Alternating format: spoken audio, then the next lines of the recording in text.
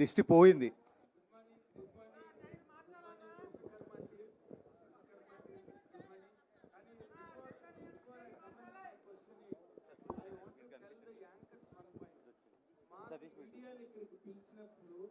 Media అడిగే ప్రశ్నలకి అవకాశం ఇవ్వాలి తప్పితే యాంకర్లే ప్రశ్నలు అడుగుతుంటే ఇంకా మీడియా ప్రశ్నలకి ఏముండదు ఇక్కడ అవకాశం. కాబట్టి I request through this dais that anchors should refrain themselves from questioning, only they must proceed with the organizing the occasion. This is my humble request.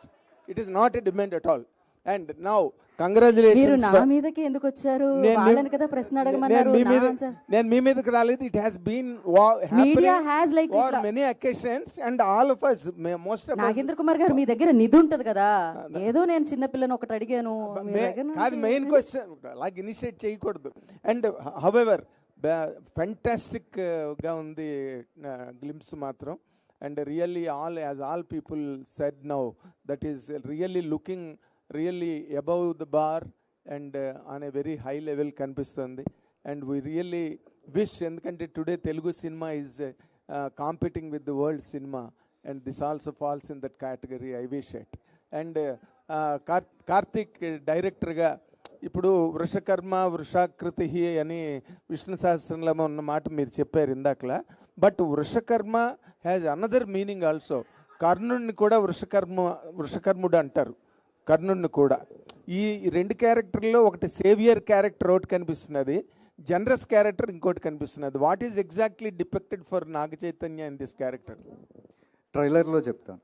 ట్రైలర్లో చెప్తారా? కాదా, లైక్ స్పాయిలర్స్ ఇవ్వద్దు అని అంతే. స్పాయిలర్స్ ఏముంది, సినిమా అంతా కంప్లీట్ అయిపోయింది కదా ఆల్మోస్ట్. సినిమా రిలీజ్ అవ్వలేదు కదండి.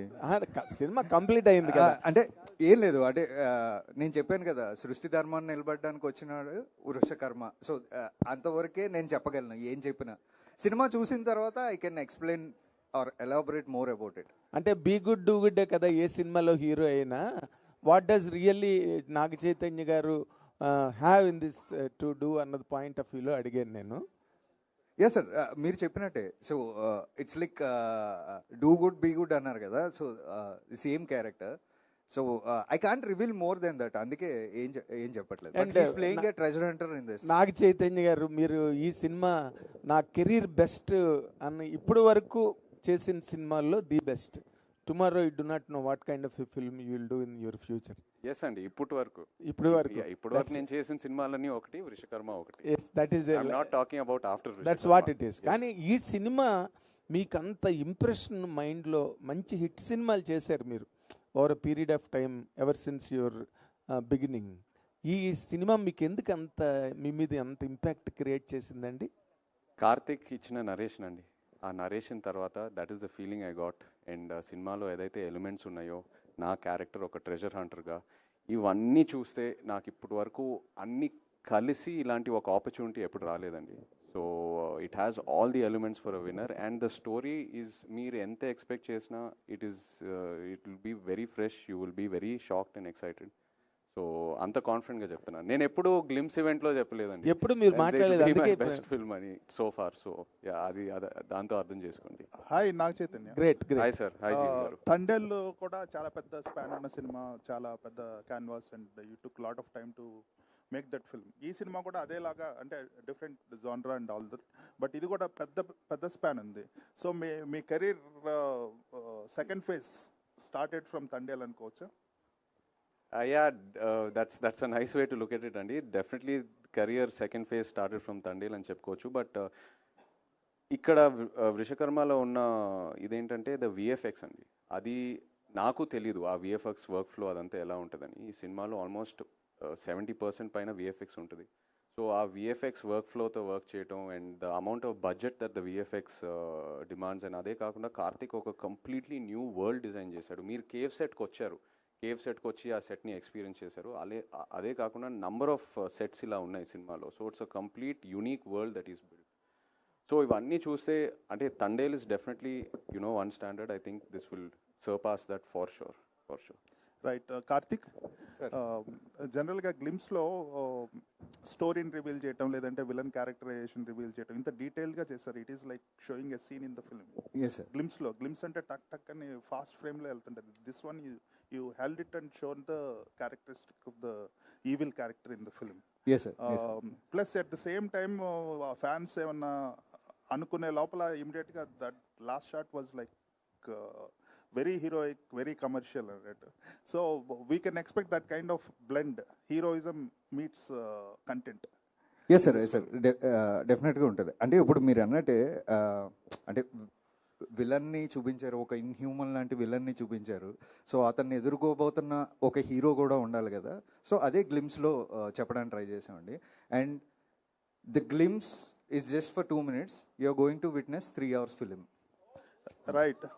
ఇంకోటి గ్రాఫిక్స్ అనేది పెద్ద it can make or break the film. మీరు సెట్స్ వేసి గ్రాఫిక్స్ని బ్లెండ్ చేయటం, నేను సెట్ కూడా వచ్చాను. So it is constructed in such a way that graphics can be seamlessly integrated in to the visuals అనేసి. సో గ్రాఫిక్స్ పరంగా ఏమన్నా ఇబ్బందులు ఎదురవుతున్నాయి ఇప్పుడున్న ఫిల్మ్స్కి?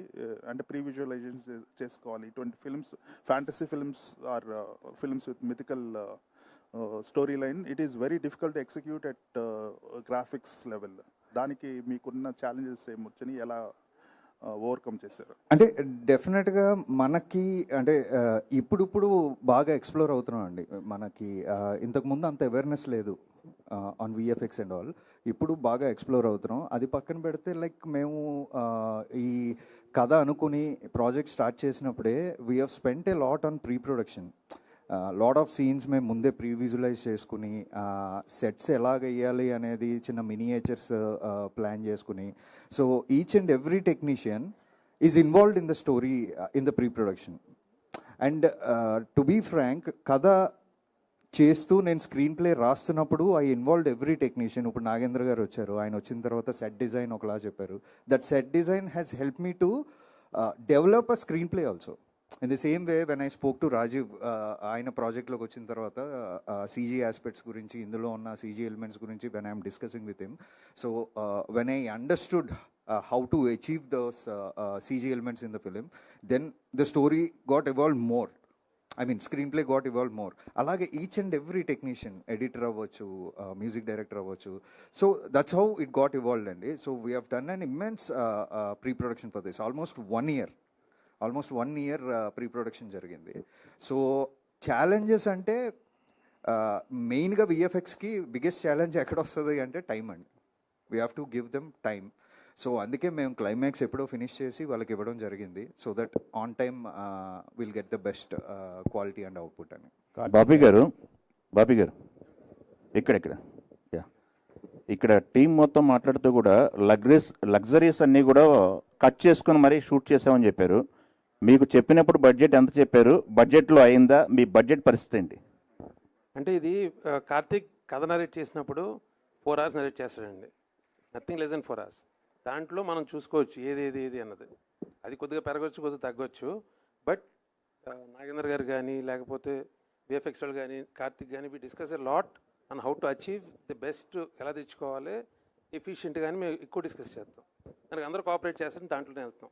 దాన్ని బట్టి కొద్దిగా పెరుగుతుంది లేకపోతే ఇది అవుతుంది. కానీ the thing in particular wastage ఏంటని ఏది చెప్పలేము. మేము what ever we spend is clearly visible on the screen. మొత్తం సినిమా చూస్తే కూడా మీకు అది అర్థం అవుతుంది. ఓకే కార్తిక్ గారు. అండ్ సారీ సార్, ఆయన నాగేంద్ర గారు లగ్జరీస్ అన్న పదం ఎందుకు వాడారంటే, అంటే రాత్రి పగలు కష్టపడి చేసాం కొన్ని ఎపిసోడ్స్ మేము అచీవ్ చేయడానికి, లేదా కొన్ని సెట్స్ మేము అచీవ్ చేయడానికి రాత్రి పగలు. అంటే లగ్జరీ అంటే ఆయన ఉద్దేశం మేము పడుకోలేదు, పని మీద ఉన్నామని. మాకు శుభ్రంగా అన్ని లగ్జరీస్ ఉన్నాయండి. మేము కార్లో వస్తున్నాం, ప్రొడక్షన్ వెహికల్స్లోనే వెళ్తున్నాం. సో అంటే ఆయన లగ్జరీ అన్న పదం ఎందుకు వాడారంటే లైక్ స్లీప్లెస్ నైట్స్ కూడా ఉన్నాయి. సో అందుకే ఆయన మెన్షన్ చేశారు. ఈవెన్ చైతు గారిని కూడా చాలా ఇబ్బంది పెట్టాం నైట్ షూట్స్ ఎక్కువ పెట్టి అని. సో ఆ లగ్జరీ అనమాట ఆయన చెప్పారు. అదే కార్తిక్ గారు. చైతన్య గారు, మీకు నైట్ షూట్లకి మీరు ఎప్పుడు చేయరు, అట్లాంటిది నైట్ షూట్లు చేశారని చెప్పారు ఇందాక మాట్లాడుతూ. ఎప్పుడు చేయను అనేది కాదండి, సినిమాకి అవసరం వస్తే 100% చేస్తాను. మేబీ అప్పుడప్పుడు యాక్షన్ చేసేటప్పుడు ఒక రోజు బ్రేక్ ఇచ్చి చేద్దామని అలా రిక్వెస్ట్ చేస్తాను. ఓకే. స్పర్శ్ కా- స్పర్శ్ కార్తిక్ గారు Yes, కార్తిక్ గారు Yes, స్పర్శ్ సార్ కార్తిక్ గారు కార్తిక్ గారు ఇటు ఇటు ఇటు సార్ ఇటు సార్ ఇటు సార్ ఇటు సార్ ఇక్కడ సార్ ఇక్కడ సార్ సుకుమార్ రైటింగ్స్ అనేది కేవలం అది బ్యానర్ కోసమే కాదు. సుకుమార్ రైటింగ్స్ అనేది ఇంప్రూవ్మెంట్లో, స్క్రిప్ట్ ఇంప్రూవ్మెంట్లో, సజెషన్స్లో, డెవలప్మెంట్లో కూడా సుకుమార్ హ్యాండ్ ఖచ్చితంగా ఉంటుంది. అది మీ విరూపాక్ష నుంచి మొదలైంది. ఈ సినిమాలో ఈ కథ చెప్పినప్పుడు కానీ సుకుమార్ మార్క్ మేము ఎక్కడ చూడొచ్చు యాజ్ ఆడియన్స్గా?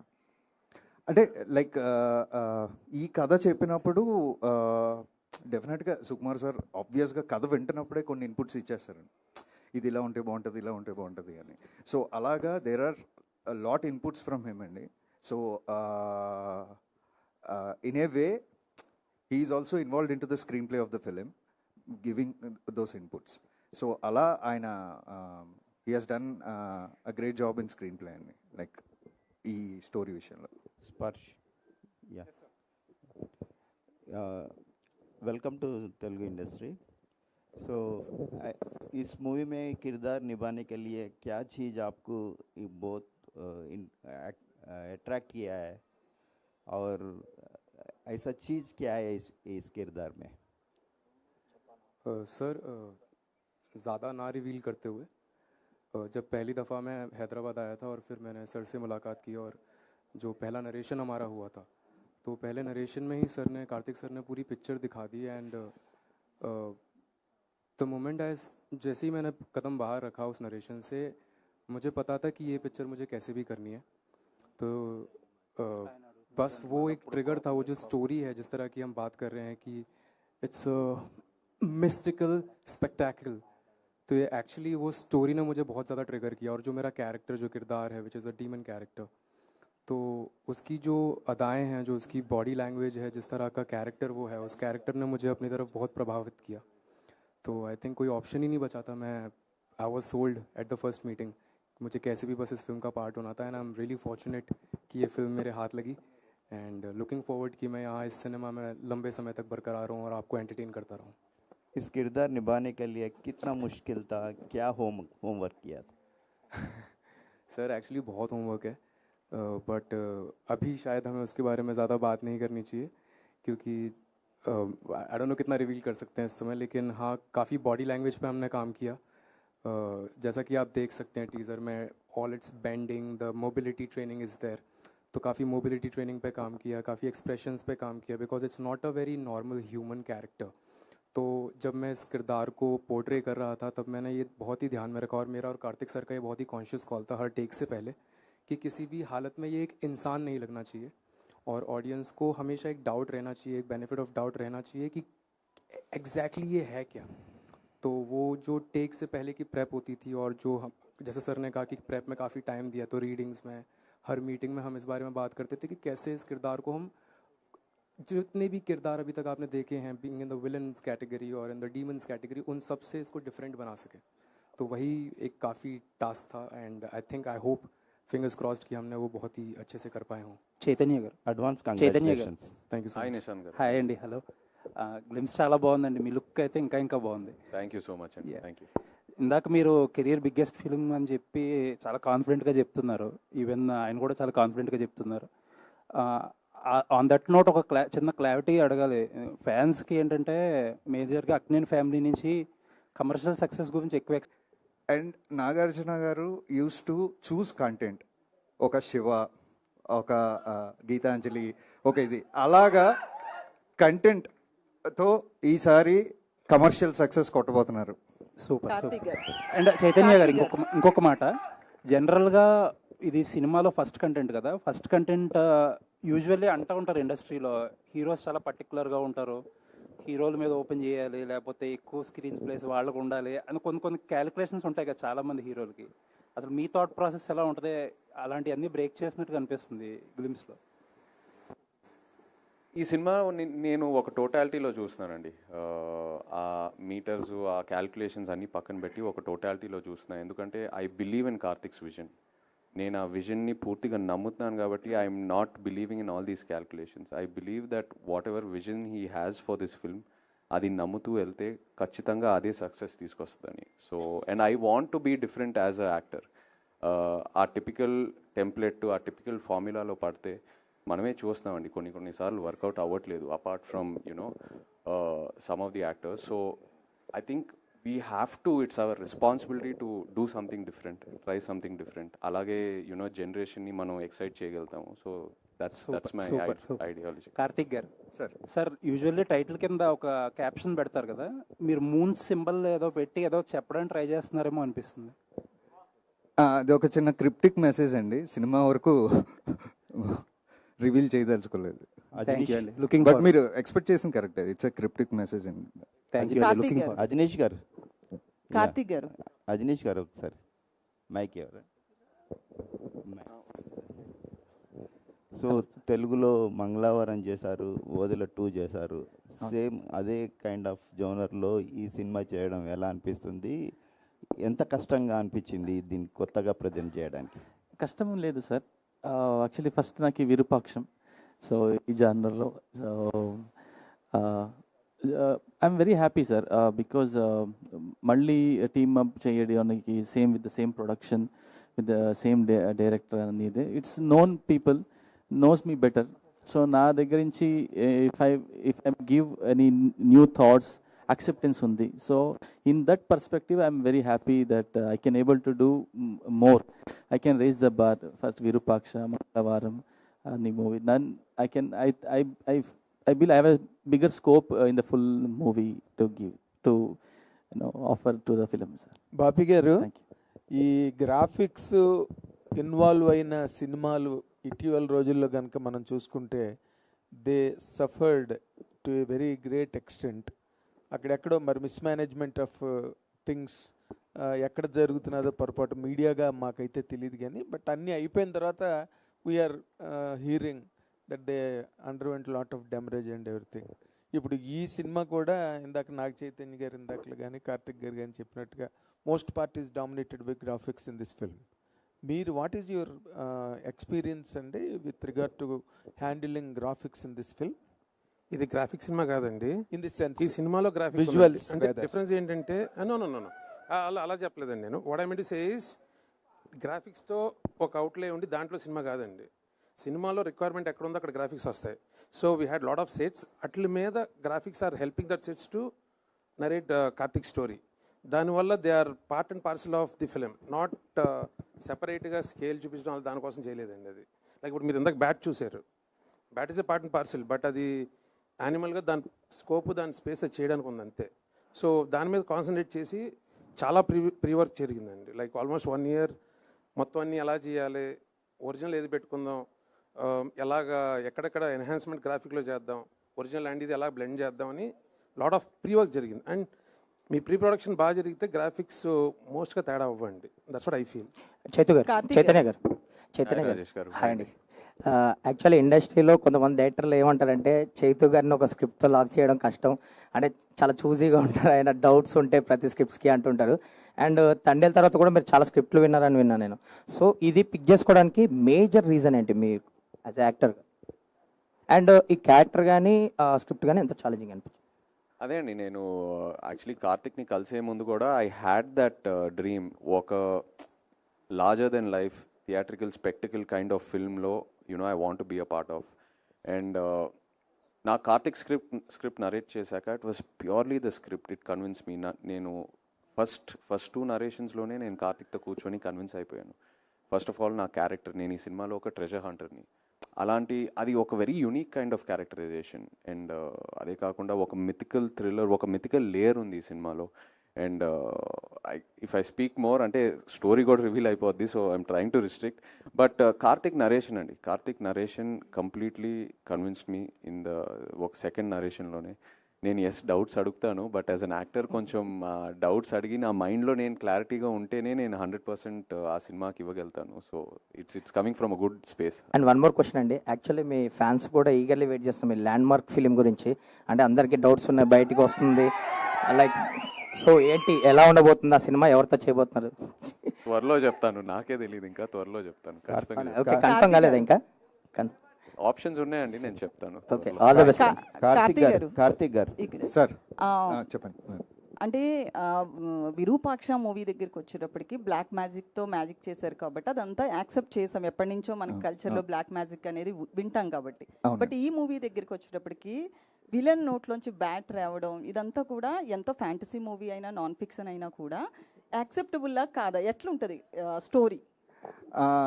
డెఫినెట్గా అంటే ఇప్పుడు మీరు మంచి ఎగ్జాంపుల్ తీసారు, అంటే విరూపాక్షలో బ్లాక్ మ్యాజిక్ అనేది మన రూట్స్లో ఉంది ఇది అని. అలాగే ఈ సినిమాలో కూడా నేను ఏదైతే నోవాలిటీ పాయింట్ చెప్పాలనుకుంటున్నానో దాన్ని కన్విన్స్ చేయడానికి మనం మైథాలజీలో ఉన్న ఒక ఆస్పెక్ట్ని తీసుకోవడం జరిగిందండి. That's why we named it mythical spectacle.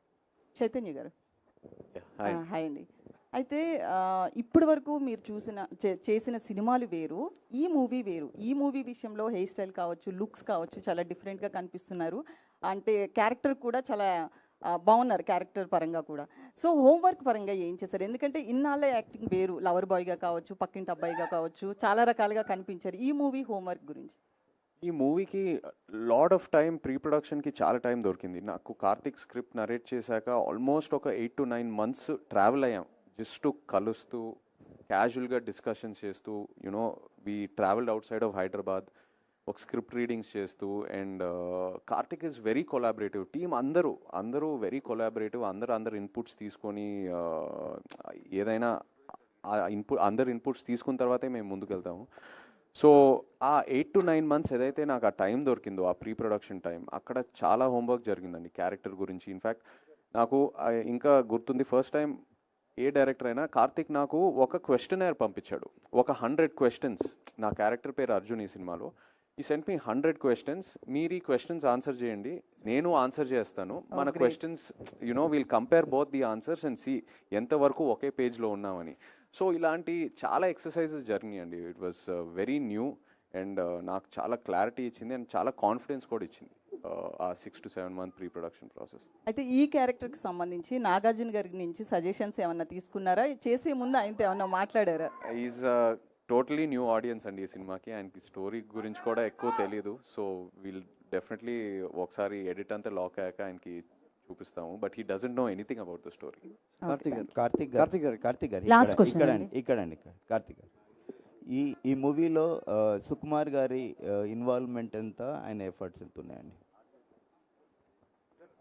He's one of the producer అండి Sukumar garu, with collaboration of SVCC. And also స్టోరీలో he gave me lot of inputs అండి when I narrated in the story. అంటే సుకుమార్ గారిలో ఉన్న గొప్పతనం ఏంటంటే మనం నెరేట్ చేసినప్పుడే ఆయన కొన్ని ఐడియాస్ త్రో చేస్తూ ఉంటారు. సో అలా there are lot of inputs from him. So he's part and parcel of the screenplay also. So yeah, he's a producer and writer also. Okay, thank you. Sparsh, hi, welcome to Tollywood. Thank you, ma'am. I have 2 questions for you. Sure. First of all, Vishwakarma teaser जब start हुआ first glimpse, तो आपको देख के थोड़ा सा तो डरा, तो मतलब डराना था, डर भी लगा हम लोगों को. सो मूवी एंड होने के बाद तेलुगु ऑडियंस आपको कैसे मतलब रिसीव करेंगे? At the same time Telugu Tollywood से किस टाइप ऑफ कैरेक्टराइजेशंस आएगा बोल के आप सोच रहे हो after the Vishwakarma? Okay. I think the character is definitely of a villain. But जो मेरा अप्रोच था इस कैरेक्टर को लेके, I wanted to do something different in life. इससे पहले जो मेरी फिल्म थी, I have played a romantic hero in लापता ladies, and then now in this, it's a completely different character. So my approach with this character was to behave and learn some new characteristics. But definitely I don't want that, I want the audience to be scared, and I can assure you that if the beginning of this teaser can scare you this much, the entire film will scare the hell out of you. I can bet you on that. And but I don't, मैं ये नहीं चाहता कि audience मुझे बाहर जाके मारे कि अरे ये तो विलन, इसको मारो. नहीं, I want the audience to love me as a great actor, कि इसने अच्छा काम किया है. They should bless me.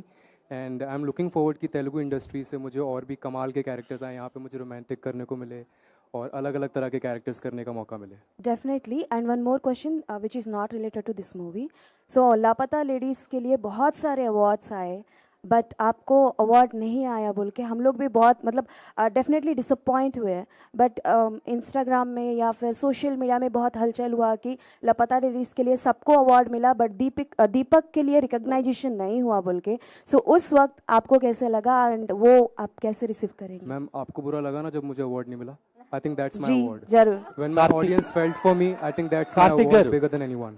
Karthik గారు సార్ యాక్చువల్లీ బ్యాట్ అనేది నెగిటివ్ ఎనర్జీని సూచిస్తుంది కదా. అవును. అండ్ ఇందులో లోనార్ ఎక్లిప్సా అది సోలార్ ఎక్లిప్సా సార్ సినిమాకి ఇంటర్లింక్ అయి ఉండేది. నేను క్రిప్టిక్ అన్నానండి, అంటే నేను చెప్పను. అంటే డీకోడ్ చేశాక నాకు మేజర్ హైలైట్ అదే అనిపించింది. మామూలుగా సోలార్ ఎక్లిప్స్లో వృషకర్మ వచ్చి చేస్తాడా, లూనార్ ఎక్లిప్స్లో చేస్తాడా అని అడుగుతున్నా. అదే అన్నా నేను క్రిప్టిక్, మీరు స్లోగా సినిమా కథని అడిగే ప్రయత్నం చేస్తున్నారు. సో తర్వాత కొన్ని సినిమాలు ఉన్నాయి సాహసం ఇలా, అవి చాలా చేజింగ్ ఉంటాయి అన్నమాట. అవును, చాలా లెవెల్స్ ఉంటాయి. అవును. సో ఈ సినిమాలో మేము అలాంటివి ఏమైనా ఎక్స్పెక్ట్ చేయొచ్చా? యా, అంటే this is not a strict treasure Hunter film అండి. ఇట్స్ నాట్ ఏ స్ట్రిక్ట్ అంటే అడ్వెంచరస్ ట్రెజర్ హంటర్ ఫిలిం లాగా ఉండదండి. It's something like a treasure hunter who gets involved into a mythical world. Okay. And ఈ సినిమాకి art చాలా కొత్తగా కనిపించింది. అంటే కొన్ని షార్ట్స్లో హాలీవుడ్ ఫార్మేట్లో కనిపించినాయి. నాగేంద్ర గారు సార్ 1 సెకండ్, నేను ఆయన వరకు మైక్ తీసుకెళ్తాను. కొన్ని ఫ్రేమ్స్లో హాలీవుడ్ స్టాండర్డ్స్లో కనిపించాయి సార్ ఆర్ట్ వర్క్ అంతా. ఈ సినిమాకి సెట్స్ పరంగా ఎలా సార్ బడ్జెట్ అయింది అండ్ మీరు ఎలా దాన్ని ట్యాకిల్ చేశారు? అంటే నేను ఆల్రెడీ ఈ ప్రొడక్షన్ హౌస్లో ఇదివరకు వర్క్ చేస్తున్నానండి, కాబట్టి ఆ చనువు నాకుంది. అంటే ఇంకోటి అంటే స్క్రిప్ట్లో అందరికీ స్క్రిప్ట్ తెలుసు కాబట్టి స్క్రిప్ట్ ఏమి అడుగుతుందో బాబీ గారు కూడా తెలుసండి. కాకపోతే దానికి మనం ఎంతవరకు ఆ క్వాలిటీ మిస్ అవ్వకుండా బడ్జెట్ని కంట్రోలింగ్లో ఎలా చేయాలని దాని మీద సపోర్ట్ జరిగిందండి. సేమ్ టైం కార్తీక్ గారితో కూడా నాకు ఇదివరకు ఆ రిలేషన్ ఉంది కాబట్టి ఈజీగా అర్థం చేసుకునే అవకాశం ఎక్కువ ఉందండి. అంటే తను ఏం ఎక్స్పెక్ట్ చేస్తున్నాడు, దాన్ని మాకు అందరికీ ఆడియన్స్ మీద ఒక రెస్పెక్ట్ ఉంది కాబట్టి